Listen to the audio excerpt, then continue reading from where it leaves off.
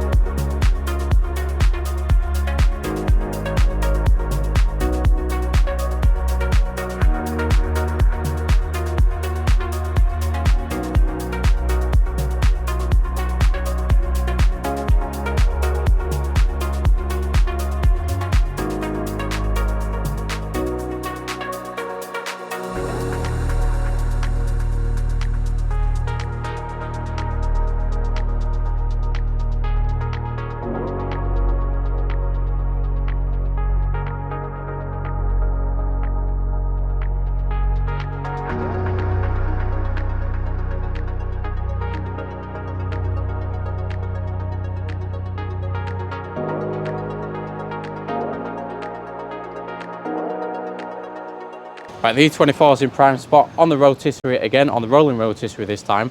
The blasters are now here, so they can just go absolutely mental on the E24, make it all nice and dull, because it's not going to be shiny, because, yeah, it's now shiny, but it'll be dull. And, yeah, then the Cosmo will be after.